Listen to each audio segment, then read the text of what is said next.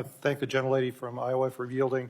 Mr. Chu, I'd like to continue our discussion about Project Texas and the technical details about what you're proposing to do. So you are migrating all storage of U.S. user data to the Oracle Cloud infrastructure, and you think that that'll be done by the end of the year. Was that right? Again, I can get back to you on the technical parts of it. The migration today, by default, all new U.S. data is stored by default. Sir, I'm just using what you said in your testimony in your opening here. It is stored there by default. What I said in my testimony is I'm deleting legacy data that sits in Virginia and Singapore. That's the difference. When this migration is complete, who will have access to that data? Right now, a team called TikTok U.S. Data Security, led by American personnel, they have access to that. We have begun this operations already. Okay, but the app itself has access to the data, correct? Only through them. You know, any employees that have the data are through what them. I mean is, like, if I lose my iPhone and I reinstall the app and I put in my username and password, my app will reconnect to the mothership and download some of that data, my settings. That's not the way it works, no. That's not the way it works. It will go through the Oracle Cloud infrastructure and that team that looks after this. Yes, I realize that. So let me ask you this. What would prevent, then, someone with detailed technical knowledge of the way the app is constructed from creating an almost identical version of the app that could also access that data? That's what we are giving you third-party monitors and transparency. Yeah, but they're monitoring the source code for your app. I mean, ByteDance, these engineers have been working on this app for years. What would prevent them from making an app that could also access that data? Congressman, I think we're going into the area where, you know, what if there's a hacker? What if there's this? You know, this is a common industry problem, as you know. Well, I mean, it's just, I see my time's expired. It illustrates the point. Okay. I'm just skeptical that you're technically Gentleman's able time to has do expired. what you Gentlelady's time promised. has expired. Mr. Chu, I recognize that we have run over. I appreciate your time. We have just a few members left and would appreciate the chance for them to get to answer or ask their 5 minutes worth of questions. Gentleman from Virginia, Mr. Griffiths, is recognized for 5 minutes. Thank you very much, Madam Chair. Mr. Chu, you share legal counsel lawyers with ByteDance, yes or no? Yes, we do. And you testified that you prepared extensively with your legal team for this hearing, yes or no? With my team in D.C., including the some of your legal counsel? Yes. Right. And did they tell you about the report to the Australian Senate of March 14th that I referenced earlier? Did they tell you that that report was out there, yes or no? I cannot recall how I found out about the report. But you know about the report? I can check, and yeah. And did they tell you to favorably cite the Citizens Lab in your written testimony today, yes or no? Congressman, I need to get back to you on specifics. They helped you with the preparation of your written statement, though, didn't they? A team prepares, yes. Yes. And did they tell you that the director of Citizen Lab says he has called out your company for misrepresenting their report repeatedly and did so as late as yesterday? Did they tell you about that, yes or no? Congressman, the Citizen Lab is saying they cannot prove a negative, which is what I've been trying to do for the last 4 hours. All right. But you cited it favorably as saying that it did positive things for you. That being said, let me ask you this. You keep talking about transparency, but you haven't been transparent with us here today. You were asked earlier by Mr. Hudson if you owned stock in ByteDance. You said you didn't want to reveal that. Well, we're trying to figure out what the ties are between ByteDance and TikTok. I'm not going to ask you how many shares you own, but do you own shares in ByteDance, sir? Yes, I do. All right, there you go. How about in TikTok? Right now, all employees own shares in one Yeah, sure. entity. I expected that. I just don't understand why you didn't tell Mr. Hudson that and were transparent earlier. Instead, you made us drag it out of you. All right. Now, let's talk about the kids. You told several of our folks that there was a 60-minute deadline. You also told us that if you were under the age of 18, you couldn't access the live section, the live option. So I texted my 17-year-old and my 15-year-old, and I basically got scoffs back, when I said, are you all limited to 60 minutes? My older son said, well, there is a notice I get from time to time that says I shouldn't be on more than 60 minutes, but it never has kicked me off. And my younger son said, oh, I'm on as long as I want to be. So I'm just informing you, whoever told you, particularly if it was your legal team, that that's not accurate. that they're on for more than 60 minutes and they can access the live section. I believe it was Mr. Carter that you said they couldn't, under 18, access the live, being on live section. He's done it. So whatever it is you think you're doing, it ain't getting done. Now, let's talk about the law for a minute. You share legal team, but you keep talking about how you got a firewall between you and ByteDance. You can't have an effective firewall under the United States interpretation of such if you're sharing legal counsel, because anything that you say to your legal counsel, they can share internally.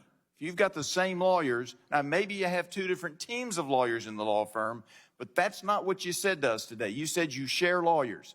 There is no firewall legally. I'm just telling you. So if you want to clean it up and be transparent, you need to do something about that. Wouldn't you agree, yes or no? That you need to do something about that. Congressman, You'll look into it. respectfully, You'll look into it. You've been looking into it all the time. All right, you told Dr. Burgess when asked if your employees, if your employees who were members of the Chinese Communist Party had access to TikTok data from the U.S., you said you didn't know who was a member of the Communist Party. But then to Congressman Wahlberg, you said that the CEO of TikTok was not a member of the Chinese Communist Party. And to Congressman Kelly, you said the founder of TikTok was not a member of the Communist Chinese Party.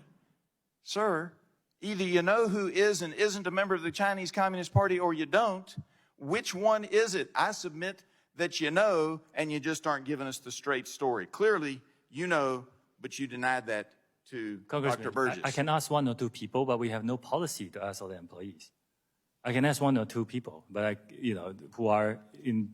But it's reasonable key to positions. assume that with a significant number of members of the country of China being members of the Chinese Communist Party, logic would tell us, you're a logical man, I assume, logic would tell us that there are a fair number of your employees who are members of the Chinese Communist Party, at least a dozen or so, who have access to this data. Isn't that so? Again, like I said, I can ask one or two people. Right. We don't have So, a policy to ask I everybody. said earlier, you're living in some kind of a cloud world, because either you know or you don't know. I yield back. Thank you, ma'am. Gentleman from South Carolina, Chair recognizes for 5 minutes, Mr. Duncan. Thank you, Madam Chair. I think what's been revealed today, there's not a degree of separation between ByteDance and TikTok. I'd like to enter in the record Heritage Foundation document, TikTok generation, a CCP official in every pocket. Without objections, ordered. And I'd like to yield the balance of my time to Kelly Armstrong from North Dakota. Thank you, Madam Chair. Mr. Chu, the TikTok privacy policy details extensive data collection on users. One line states that we may collect information about you from other publicly available sources. What publicly available data is TikTok collecting and adding to the profiles of users? It will be publicly available, but I can get back to you on specifics. Okay, what is the purpose of obtaining even more data on your users beyond the data collected from the platform? We collect data. We want to give our users, by the way, a lot of transparency on what data we collect. We give them choices on the controls of their own privacy settings. And it really is to serve them a better experience. This is the reason why so many people love the app. It's a great experience. So how does the non-TikTok related data service relate to the service provided? I need to check the specifics and understand the question and get back to you. Okay. Yeah. Do you think the average TikTok user knows that you are and understands that TikTok's data collection extends to information outside the use of the app? We do give transparent information on this, and like I said, I don't believe we collect more information than most of the social media platforms out there. Well, and the reason I ask this is because I'm going to go back into the corporate structure. You described that TikTok is a subsidiary of ByteDance. Mr. Griffith just said that you guys share the same lawyers. You have stated that your direct report is the CEO of ByteDance, but you've also stated that at certain levels, TikTok operates without direct daily control from ByteDance. You have used content moderation as an example for that. TikTok's privacy policy states that you may share user data within your corporate group. Does that corporate group include ByteDance? If you are talking about that one entity that has the share for Chinese media licensing purposes, I think it's called Beijing Douyin Services. If you're talking about that entity of the government share, the answer is, we have cut off, all access of U.S. data sets to that. So employees of the entity. But your user privacy, so your corporate group, ByteDance is part of your corporate group. ByteDance is the top company. So yeah, you're talking about the other entities within the group. So you just testified that you firewalled this. Does that statement, so you're saying the TikTok's executives that operate independently of ByteDance, but does that statement not hold for sharing of access to data? Well, I was talking about that one entity that has, many of you have raised some concerns, that's the entity that I'm talking about. The entity with the Chinese government's investment that is for the purpose of Chinese internet licensing for the Chinese business. Let me ask it a different way. What other entities have access to TikTok user data? Well, after Project Texas, we're going to move it so that only TikTok user data security has control the access of that data. Okay, so, and we could bring you back either after Project Texas is done, but right now, what other entities have access to TikTok's user data today? Only by requirement. It's really only by requirement. Certain employees may require some access of data to help build the product. But for US, we have moved it for Project Texas, and by the end of this year, it will be firewalled away. But this is your privacy policy today.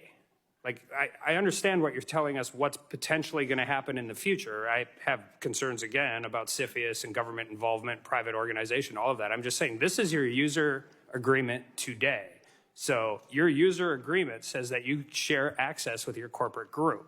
You're telling me what's going to happen whenever Project Texas gets done. I'm asking you today, who has access to TikTok's user data? In our user agreement, Congressman, in our privacy policy, we also added a link so that our users in the US can be informed about Project Texas. The link is there. So the link is there to private, but I understand what you're trying to do moving forward. I have my own concerns about that, but we're sitting here today in a hearing, and your privacy policy is different than your testimony. Your privacy policy specifically says that you can share user data within your corporate group. So you're saying even though your privacy policy says that, you're not doing it? Like I said, I don't think there's any contradiction here. Like I said, Project Texas, when it's done, we firewall off that data. We still have some legacy data in Virginia and Singapore that we started deleting, and will be done by the end of this year. So at the end of this year, then you won't share it. Does that mean you're sharing it today? I don't believe so, but there is some data. Then why haven't you changed your privacy policy? Why haven't you updated it? We did update it, and we gave our users more information on Project Texas. We did update it.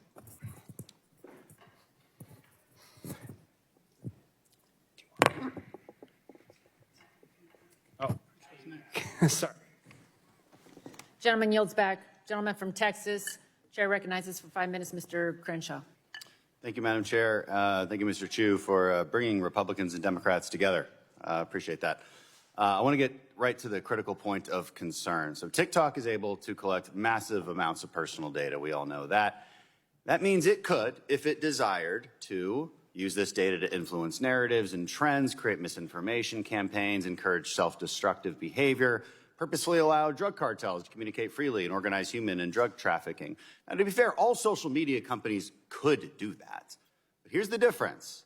It is only TikTok that is controlled by the Chinese Communist Party. All these other social media companies are not. Mr. Chu, do you agree that TikTok is controlled by the CCP? No. Okay, I thought you'd say that. I disagree, as you thought I might say. Here's why I disagree. Your parent company is ByteDance, right? That's correct. It is correct. So many of the workers who work at ByteDance, they're Communist Party members, right? I wouldn't know. Well, I think, for example, the chief editor at ByteDance, Zhang Vuping, is the Communist Party secretary, correct? He works on the Chinese business, not on TikTok. Right. He works for ByteDance, the parent He works company. on the Chinese business. Right. The parent company of TikTok. The Chinese business is called Douyin. Yeah, but it's all associated with ByteDance, right? So ByteDance owns a number of businesses. Right. They are You all report to ByteDance. Everybody's part of ByteDance. Okay? And do you know of any other employees that work for ByteDance that are part of the Chinese Communist Party? Like I said, ByteDance owns Chinese businesses and they operate in China. You don't know how many, but you acknowledge many must be card-carrying members of the CCP, right? In the Chinese business, yes. Yeah, I mean, the CCP holds what's called a golden share in ByteDance that allows the CCP to control one board seat in ByteDance. That's publicly That's not correct. It's not There's correct. no, It's been it's not publicly correct. reported. They admitted to it. You can, on our website, we have updated it, so can give people more transparent information on this. They have a share in a subsidiary that is only for the Chinese business. It has nothing to do with TikTok. And it's for the purposes of content licensing in China. So there's not an internal CCP committee, which is a regular thing that happens in China. They have a CCP committee internally inside the company. I run TikTok. I cannot represent the Chinese ByteDance. business. Talking about ByteDance. No arrangement in ByteDance? So Again, here's the main point of concern. China's 2017 national intelligence law states very clearly that, quote, any organization or citizen shall support, assist, and cooperate with state intelligence work in accordance with the law and maintain the secrecy of all knowledge of state intelligence work. In other words, ByteDance and also your TikTok employees that live in China, they must cooperate with Chinese intelligence whenever they are called upon. And if they are called upon, they're bound to secrecy. That would include you. So, Mr. Chu, if the CCP tells ByteDance to turn over all data that TikTok has collected inside the U.S., even within Project Texas, do they have to do so, according to Chinese law? Congressman, first, I'm Singaporean. That's fine, but there are employees of yours and ByteDance is in China. We understand this concern. In my opening statement, we said, we hear these concerns, we didn't try to avoid them or trivialize them. We built something where we take that data and put it out of reach. This is what we did. We put it out of reach. Out of reach, but they own you. No, we put it out of reach by storing them. ByteDance owns TikTok. If ByteDance is told, and the CCP owns ByteDance because the CCP owns everybody in China. And so by law, they can make them do whatever they want, and they say that by law, you can't tell anyone about it. So they can make you hand over that data. Is that correct? Data is stored here in American soil by an American company overseen by American We thought that, but leaked audio from 80 internal TikTok meetings shows that U.S. user data has been repeatedly accessed from China when you said it hasn't been. And here's the other thing, following back on my colleague's line of questioning, in your own privacy policy, it says that you may share information within your so-called corporate group. Is ByteDance part of that corporate group? If you're talking about the share of the entity with the share, like I shared with the previous. Is ByteDance part of the corporate group? ByteDance as a holding company is part of the corporate group, yes. It's part of the corporate group. Yeah. Okay, so your own privacy policy says you have to share data with ByteDance. And if the CCP says, hey, ByteDance, you're going to do what we say, and you can't tell anyone about it because by law, according to that 2017 national intelligence law, they have to do it. That's our concern. Maybe you haven't done it yet, but my point is that you might have to. And that's where our concerns come from. I mean, over 300 TikTok employees have worked for China's state-run propaganda media. That's just from looking at their LinkedIn profiles. Okay, so and my last point is this. I want to say this to all the teenagers out there and TikTok influencers who think we're just old and out of touch and don't know what we're talking about, trying to take away your favorite app. You may not care that your data is being accessed now, but it will be one day when you do care about it. And here's the real problem. With data comes power. They can choose what you see and how you see it. They can make you believe things that are not true. They can encourage you to engage in behavior that will destroy your life. Even if it is not happening yet, it could in the future. The long-term goal of the Chinese Communist Party is the demise of the American power, and that starts with our youth. At any moment, they could demand that all of TikTok's data be used to design an AI algorithm with the sole purpose of promoting Chinese interests and destroying our society from within. You want to know why Democrats and Republicans have come together on this? That's why we are so concerned.